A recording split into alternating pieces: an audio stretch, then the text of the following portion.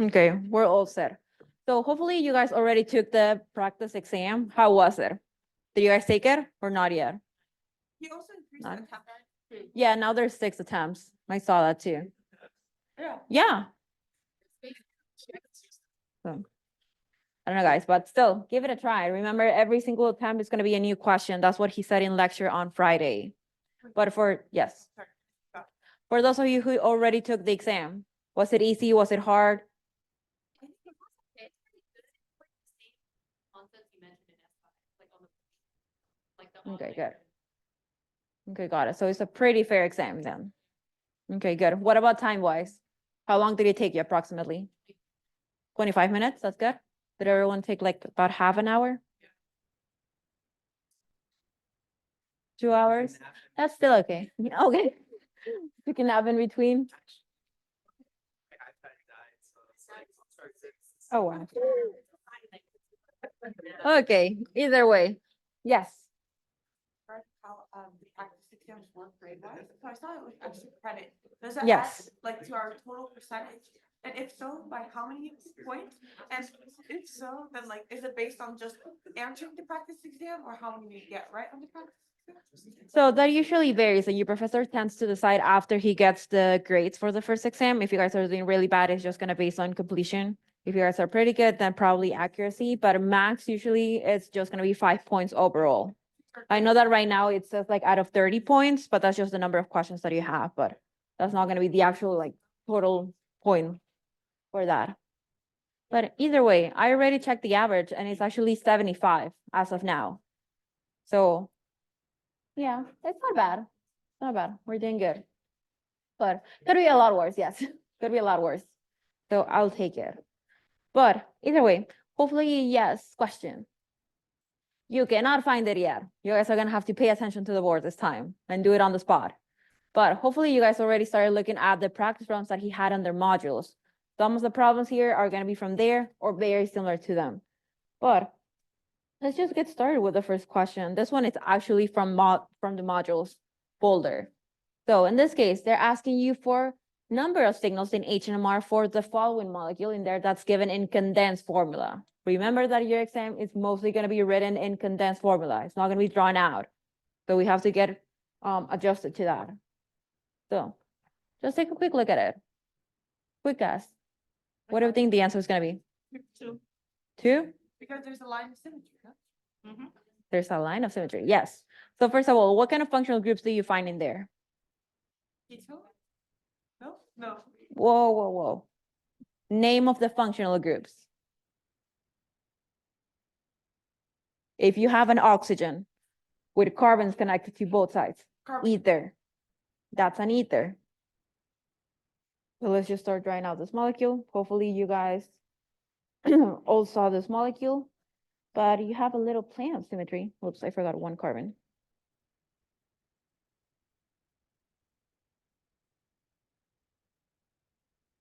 But you have a plane of symmetry right there, meaning that you only have those 2 signals. So that means that the answer in that case, it was B. Now, what about multiplicity? Does that molecule show HH spin splitting? Yes or no? What does that mean? HH spin splitting. So in this case, it doesn't show it because everything is just a singlet. Okay. So far, questions on that? We're basically reviewing a little bit of everything at this point. Yes. It's a singlet because remember for multiplicity, we have a rule, n+1. To find the neighbors, they have to be within 3 bonds. So if you start looking at the hydrogen here, 1 bond away, carbon, 2 bonds away, oxygen, which is a heteroatom, so that blocks it. So that means that no neighbors for that signal. No neighbors, singlet. Same process for the other side. 1 bond away, carbon, 2 bonds away, oxygen, so I can't go past it. Why was the reason that the hydrogens in here are not neighbors? Because it's the same signal, okay? So always be careful with symmetry. Okay, any other questions on that? You'll get it, pretty simple. Okay, now let's take a look at the next one. They're given a molecule and they're specifically pointing to a certain signal. So they're asking for the approximate ppm value along with the multiplicity. This one should be pretty easy. We've talked about this one. What's the answer? D, B, That would make it a delta B.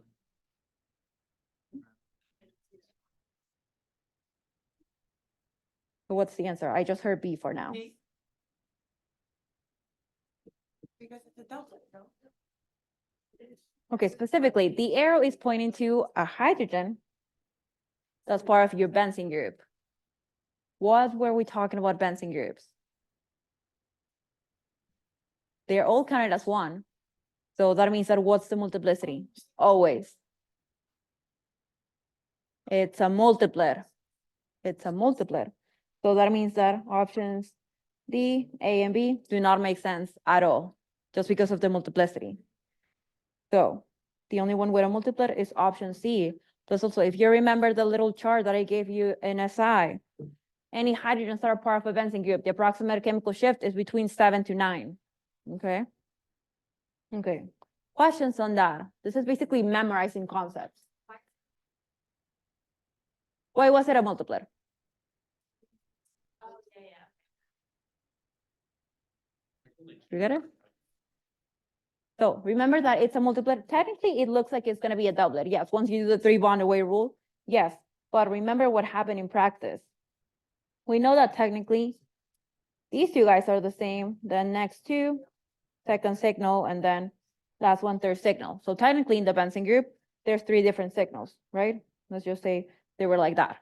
But what happens is that our resolution is not the best. So all of those get just grouped into one.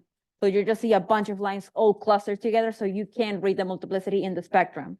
That's why we always just say that they are a multiplet. Okay? Basically just because we don't have the best machine to separate every single little signal. Okay. Questions so far on that? Yes.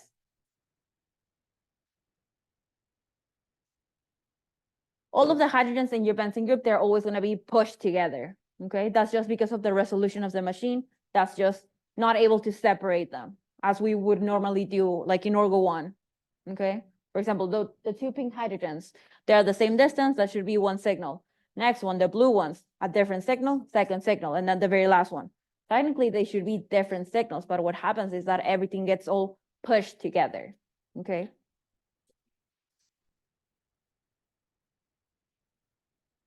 It's just going to be like this. It's literally just going to be a little cluster of peaks together. That means that you have an aromatic ring in there. Question over here in the back? We're good? Okay, any other questions for this one? We're good so far? Yes. So know that it is gonna be a plus. You're always going to assume that it's going to be a cluster. You're always going to assume that the hydrogens in benzene are grouped together unless, what was the exception? Unless you have your little disclaimer at the end of the question saying that, assume that all of the signals are separate from each other, or assume that you can see all of the different signals. Okay, he's going to be specifying. Otherwise, he's just going to use whatever happens in practice. Okay, PPM will always be included, right? sorry? The PPM will always be included. Yes, Yeah. for questions like this, yes. So yeah, this question, you could get it either by just knowing multiplicity or just knowing chemical shift. Okay, yes. Say that again.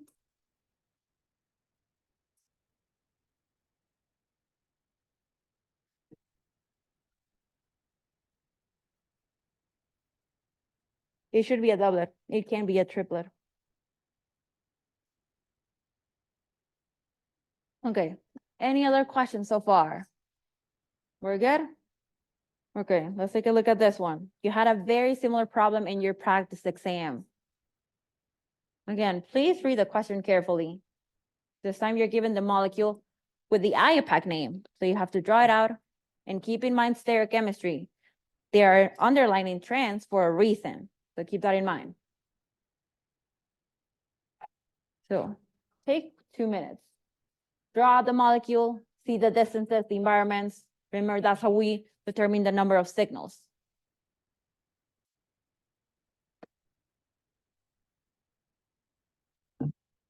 pro is 3, right?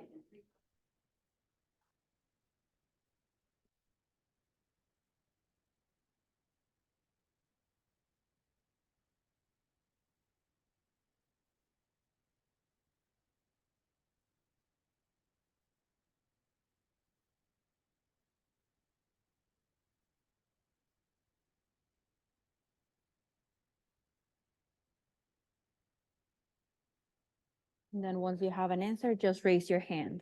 And let's see how we're doing. Yes. I think it's 2. Do we, 4? What else? 3? Okay, 2, 3, 4. 3 different answers. 2.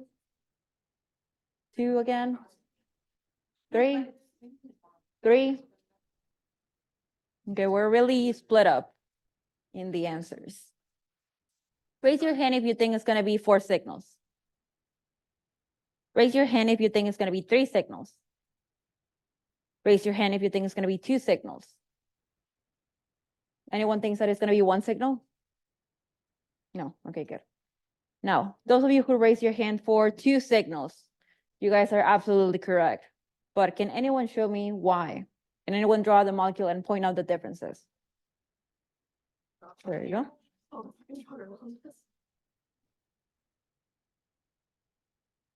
Draw up the molecule and explain why it's just 2 signals. Why not 3? Why not 4? First of all, hopefully you guys read the full question, okay? And hopefully you didn't assume that it was dimethyl cyclopropane, because that's the most common example that we've seen. So hopefully, that's why I told you, read the question carefully, okay? This time you're giving chlorine, so that's gonna affect the answer. Because a lot of people are just gonna assume that it's the problem with methyl groups. There you go. Near chlorine and hydrogen. This one is near chlorine and hydrogen. Beautiful. And then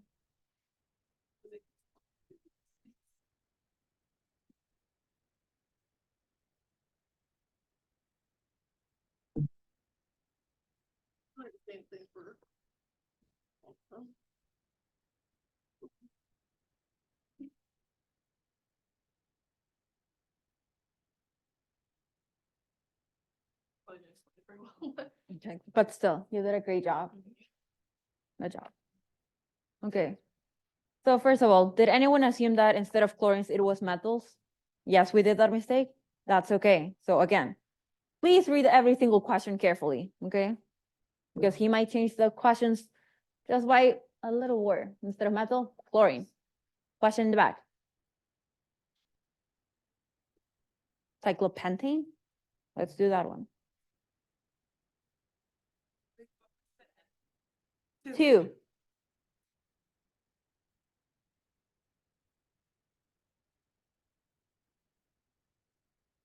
This problem?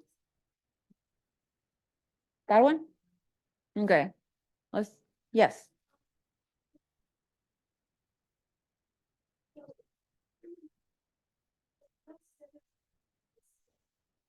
Yes. They're overall exposed to the same things. Remember when we were drawing out the molecules like a little chair? That's how we noticed the different distances that they were at. But similar problem, but this time with a cyclopentane. Really quickly, what do we think is going to be the answer?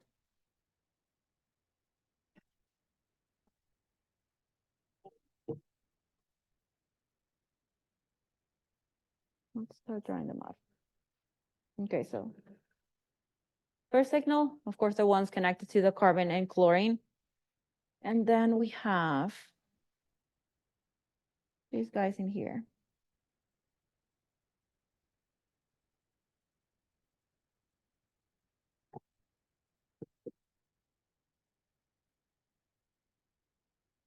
Okay. Now for the carbon in here, the one on the corner there. Those 2 hydrogens, same signal or separate signals? Oh, wait, this- Separate or same? No, wait, they're separate.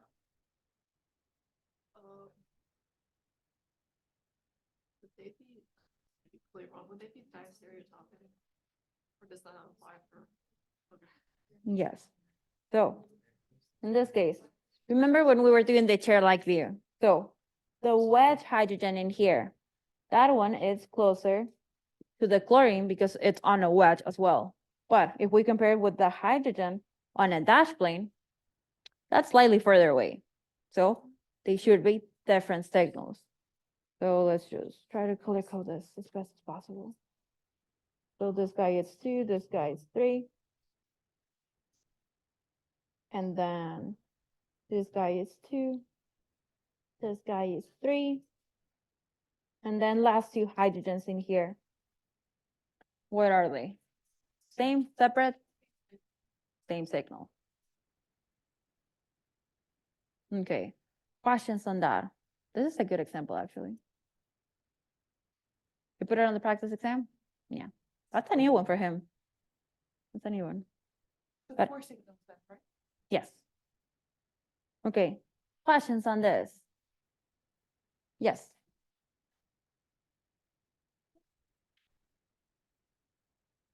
For this exact one? That's when he told you that it was symmetry, right? That there was symmetry? Yeah, no, I wanted to talk with him, but I had to go to a meeting, but he was wrong. So, yeah. Don't worry, I'll tell him later. But yeah, I just couldn't speak up. I had to go. Question. For they are the same. Okay, the green hydrogens, why are they exposed to the same environment? What's the relationship that you see overall? What's their environment? Away from carbon that contains hydrogen that are near chlorine. So overall, the nearby environment is basically just a carbon that has 2 hydrogens, which applies to both sides. That's why they're exposed to the same exact thing, so same signal. Okay. Any other questions on that one? We're good? Question? We're good? Okay. Now, ready for the next one? Okay. They're asking for the signal with the lowest frequency, which means that they're asking for the most upfield signal. What does that mean? More to the right, which means shielded or de-shielded? Shielded. Okay. Now, take a few seconds. What's going to be the answer? A, C. They're between A and C. Shielded means like less electronegative. Upfield, shielded. So further away from something that's electronegative. Oh, further? And when he showed it as more electronegative. So- Furthest from all the oxygen. Keep your definition straight. Do not confuse them. So try to agree in one answer as a group. Oh. Is it A or C? See. C? B? A? C? I have 3 different answers, A, B, and C. Think of the table that I gave you for chemical shifts. Take a quick look at it. Bring it back. Look at the approximate chemical shifts.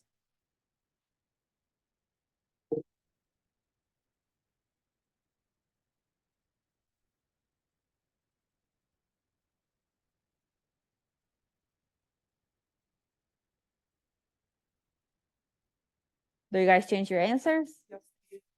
Yes. What's the answer now? Everyone agrees? You guys are absolutely correct. It is going to be A. What's the approximate chemical shift?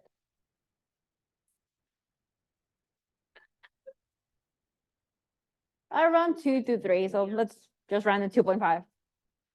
So this guy, 2.5. First of all, this guy, it looks like, well, it's an ester, first of all. but we're looking at the hydrogens taken out from the R group side. So we are close to something that's electronegative, the double bond, the carbonyl, and the oxygen nearby, but we have a carbon in between that's causing a little shielding effect. So first of all, you're just connected to a pure carbon chain, which puts it in the aliphatic portion, okay? Now, I heard a lot of C's. Now, C, it's the hydrogen in the benzene group, but we have options 2 and 4. They're also part of the benzene group.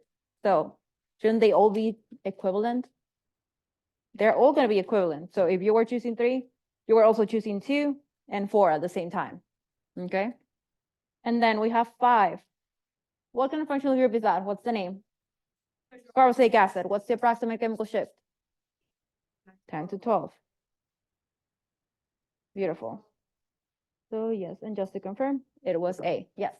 For 2 and 4, I know it's not the right answer, but would they not be affected by their proximity to the electron? They are going to be affected, but remember what we said about grouping all of the hydrogens?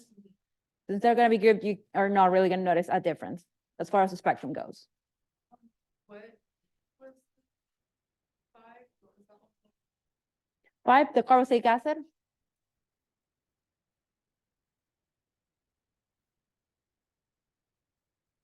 Okay, you guys let me know when you're ready for the next one.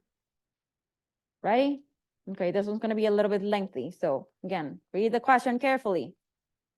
But it should be easy to spot what topic you're being tested on. Okay, remember the key portions.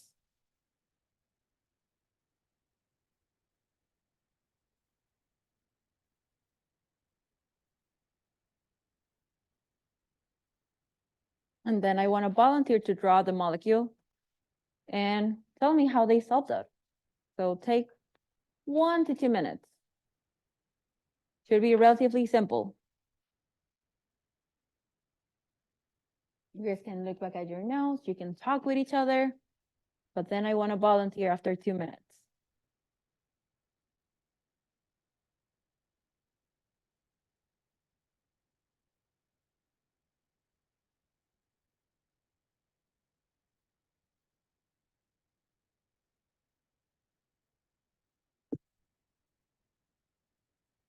Hmm.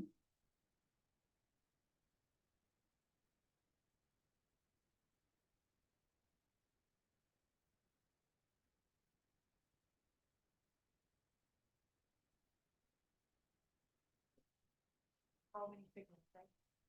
Huh? I just asked if, multiple signals have how many signals, right? That's what it's asking. How many neighbors? It has to do with that. I have 1 vote for 7. 8. Okay, I have 1, 7, 1, 8. 7 as well. So we're between B and C. Any other different answers?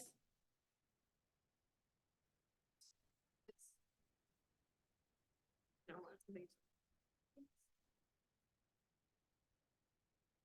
Did anyone else get a different answer? Yes. 15. So that was option E. So we're between B, C, and E. Anyone else? Okay, first of all, before we go for volunteers, what is the question asking you? What are they asking for? Why complex? All the answers are numbers, and also remember that you had a few key points besides just looking at the answer choices. Theoretical. There you go. It can be just J values are not equal to each other or theoretical multiplicity. Okay, so you had your 2 main signs, that is complex multiplicity. Now, you were the only one who got the right answer, so great job, but can you show me the molecule and show me your process? Go for it. You can just write it down. Yes. Let's first start looking at the molecule. Let's just look at the molecule. Because it says that you were given 2-ethyl 1,3-propanediol. So that's your 3 carbon chain, diol 2 alcohol groups. And then we have our ethyl group sticking out from carbon 2. Perfect, that's our molecule. Now they're specifically asking for multiplicity of carbon 2. It's the one that's circled. So remember, we just count for adjacent signals. Okay, beautiful molecule.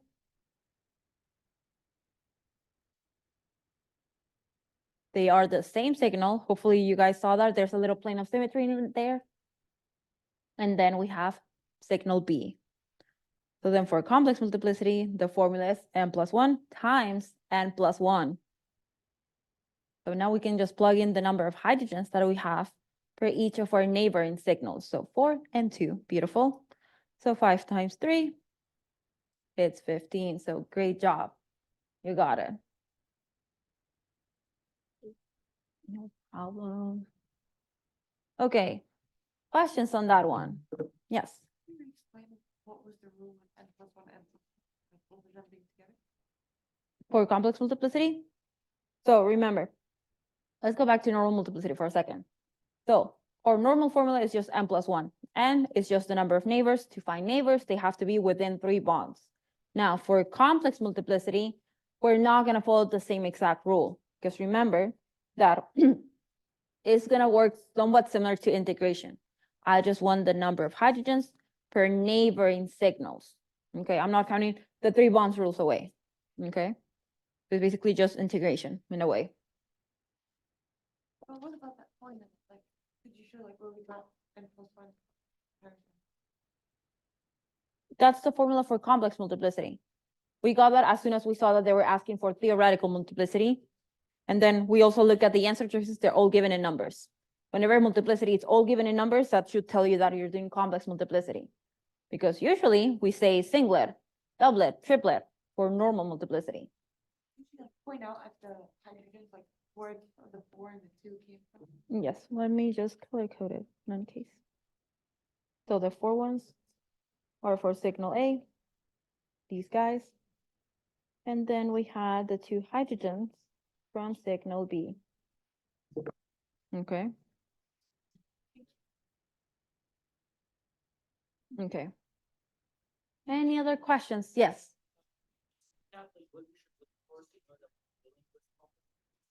What were the main key points to know that we're doing complex multiplicity? It says the word theoretical, and then it says like JB or JA does not equal JB or JA, like J's don't equal each other. Exactly. So remember, either you're given that J values are not equal to each other, they're just plainly asking for theoretical multiplicity, or the easiest one to spot, look at your answer choices. If they're asking for multiplicity and everything is just given in numbers, that's always complex multiplicity. No problem. Okay, let's look at the next one. This one should be pretty simple. Relationships of hydrogens. You're given HA and HB. We think it's distereotopic? Do we all get distereotopic? Why? You guys are absolutely correct. They're distereotopic. Just remember, first of all, do we have any symmetry in the molecule? No. Okay. Do we have any established chiral centers? Yes. Where is it? The one that's connected with the chlorine. Okay. Remember, for chiral centers, you need 4 different groups. If you have an established chiral center, chances are that they're most likely distereotopic. But then we have to do the Q test. Once we do the Q test, we're going to create both R and S configurations for this guy, which is our potential or possible chiral center. So that follows one of the scenarios for distereotopic. What was the other scenario in order for hydrogens to be distereotopic? We had to. That's one of the scenarios. We had 2 different ones. One of them had to do with the chiral centers, which is the one in here. The other one had to do with If you change. that's the purpose of the Q test. E or C isomers. That was your next scenario. One of them deals with chiral centers, the other one deals with double bonds. Okay, So RNS or ENC. Okay. So far, any questions on that? On relationships? Are we comfortable with those? Pretty simple question. I'm sorry? Yeah. Okay. Here, let's do it in the established one. Okay. So really quick reminder on how to assign the configuration for car centers. Remember that you have to rank your 4 different groups, right? So let's just start by looking at the established one. You are first directly connected to hydrogen, chlorine, carbon, and carbon. What's going to be the one with the highest priority? Chlorine. Smallest one is just hydrogen. And then between the 2 carbons, which one's going to be the second highest priority? The one on the right, Why? because it's connected with, more heavier, like atomic weight. Exactly. It has more weight. So this is 2, this guy is 3. Now, after you assign your priorities, you're just gonna cross out whatever it's on your dash bond. And then you just trace your circle, which is giving you that you're going to the right, so the R configuration. But then you have to double check what you had on the dash bond. So if in the dash one, you have priorities number 1 or 3, you flip. So if you were given R, the actual configuration is S. Okay, and once you do the Q test for the other one, same rules apply. And then that's how you're gonna realize that you're creating both R and S for the next one. Now, technically, this is a review from Org 1. You might only get 1 question in where you actually have to find the configuration for a car center, and that just has to do with IUPAC. But any questions on that? Yes. When you say configuration, like, how do we answer that? Like, saying whether it's R or S? So remember, IUPAC is very specific, right? So for example, if I have stereochemistry shown, I have to use terms like cis and trans. If I have a double bond, I have to be specific, E or C. If you have any car centers, you have to be even more specific. Where is the car center? In carbon 2. Okay, what was the configuration? R, let's say. So you have to include in parentheses 2R before you give me the full name of the molecule. Okay, you have to specify it. Okay, are we ready for the next one, guys? Thank you, yes. Okay, there's no questions. Hopefully there was no one just trying to talk. Because if there was anyone, we couldn't hear you. But either way, okay, next problem is gonna be with spectrums. So just get ready for that. It might be a little blurry, but if you're fast at reading certain spectrums, it should be relatively easy, okay? Question 33. I'm just gonna start by showing you the spectrums first, because I know that you guys wanna take a picture. Don't worry, I'm gonna be posting this later on. But if you wanna start taking a picture, you're more than welcome to. That's gonna be the data that you have, okay? Are you ready for the 3 answer choices? Okay. And here at the bottom, A, B, and C.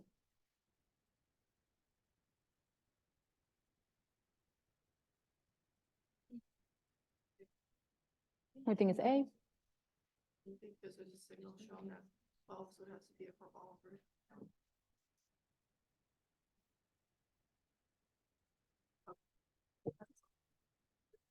Okay. Were we all able to get an answer for this one? A. What about people in the back? Did we get an answer as well? B, B. Okay, so my front people say A, my back people say B. What are my side people?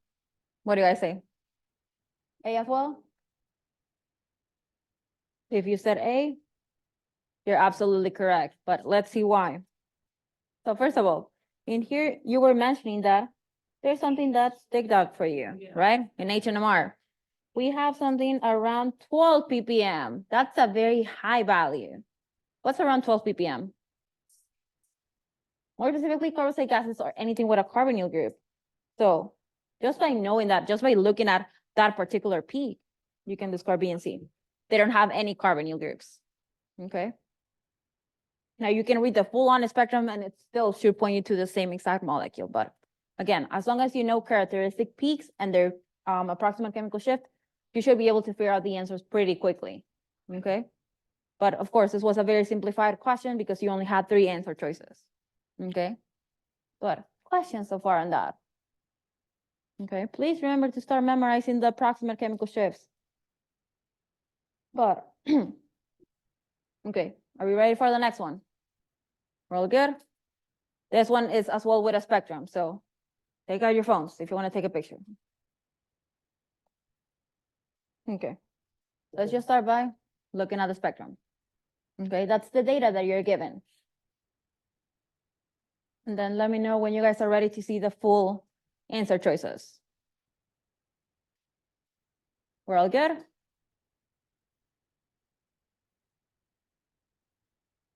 Okay. This is a very similar problem to what you saw on the practice exam. You're given the HMR data, the spectrum, you're given your answer choices. Now let me just trace a line in here because we've gotten so many problems. Okay, there we go.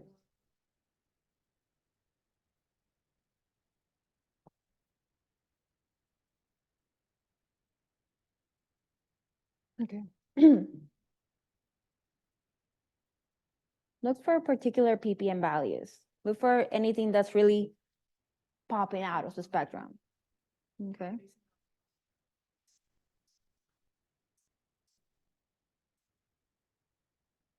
As soon as we get an answer, just raise your hand. Let's see how we're doing.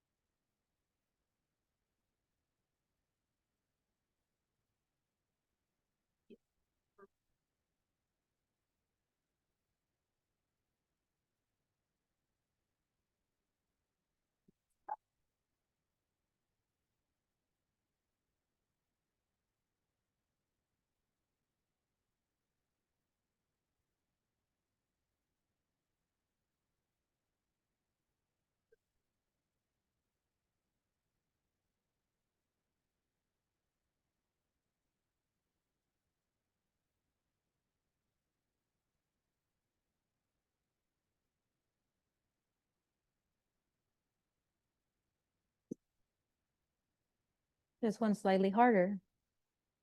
Your answer choices are relatively very similar to each other. So think about it critically.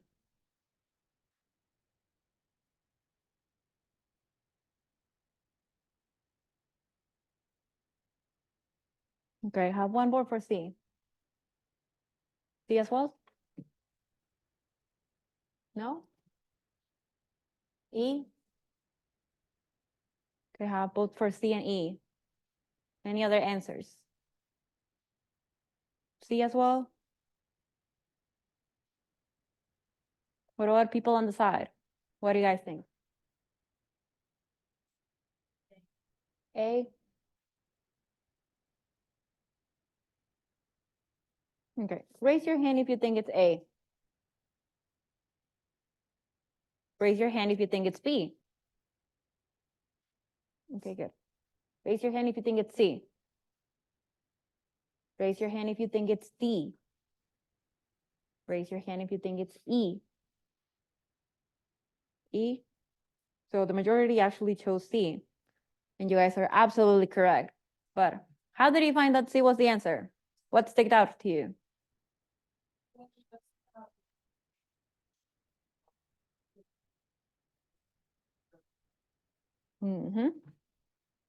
What kind of functional group is showing A? Beautiful. CHO is just an aldehyde. That doesn't make sense. Now, what was the next clue?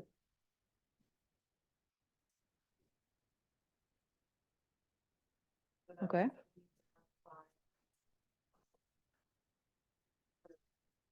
Specifically on our ring, exactly. Because we see that we have something around 7 to 8. So aromatic ring with 5 hydrogens. Now, could B be a potential answer choice?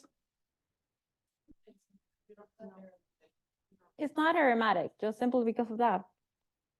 Okay, now, between the rest of them, of course, C is gonna have your 5 little hydrogens in here. D, how many hydrogens is it showing? 4. It doesn't match up with the data. What about E? That one has 5. Okay, so now you're between C and E. So what was the main difference?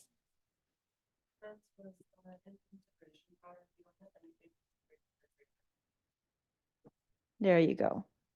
Exactly. So in E, whoops, no, don't look at that. Don't look at that yet. On option E, we have a little method group. That method group should have an integration of 3H. Do you have anything with a 3H integration? No. So it doesn't match up. We discard it. So that's how we know that it's option C. Okay. Questions on that? Integration of one, where is like that hydrogen in that? Like, From the carboxylic acid. It's this one right here. oh, okay. Mhm. Question. D is that it has only 4 hydrogens in the benzene group. We needed a signal, so your aromatic ring, but with 5 hydrogens. So again, the questions can be a little scary, but whoa, are we okay? Broken glass, be careful, guys. Do we need some help? Can you put towels for him? Wait. There's an extra. Wait. Wait. I want the extra. Okay. Just put this on top of it so you guys don't cut yourselves. Can you pass it? Thank you. Just put it on top. Just move away from it. Don't cut yourselves. Be careful. It's okay. Either way, accidents happen. But thankfully, we didn't have an accident on this problem. It was very easy to spot on. So, okay. Again, just identify really characteristic peaks. Look for a chemical shift, integration, really easy clues, okay? Don't get overwhelmed by the amount of information that you're given at once, okay? So any questions on that? Are we good? Yes. So integration was the last clue that we were using, but the main one was that I can see that on option E, I had a little method group. If I have a method group, that means that my integration of 3H. I look back at my data, I'm given 1, 5, 2, and 2. I'm never given an integration of 3. So it doesn't match up with the data that I have on molecule E. That's why I discarded it automatically, just because of that. But we still have a few more problems to go through in this handout. I'm gonna be posting whatever problems we covered today, later on today, and then it's gonna be a surprise for Wednesday. So get ready, guys. We're still gonna practice chapter 9. Okay, so I'll see you guys Wednesday in this room. It's already been an hour, guys. So yes, you guys are more than welcome to join me at the SLC for tutoring. SLC is 2 until 4. 2 until 4. Yes.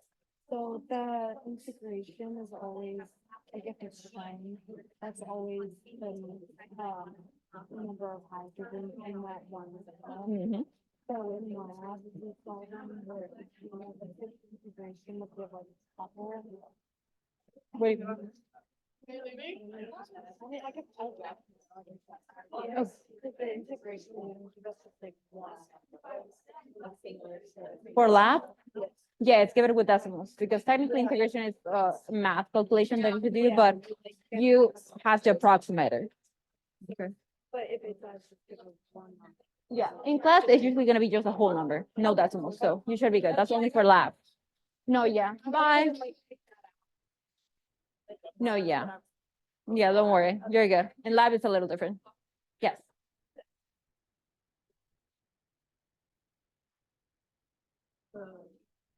I know like the.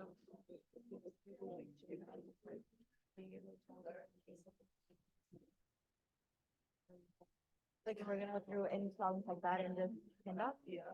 I don't think I have any problems, but if we have time, we can talk about this.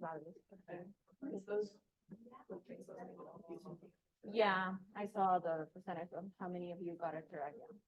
Yeah. 50-50. Yeah, Okay, thank you. no problem. Yes. Like, and I'm just confused with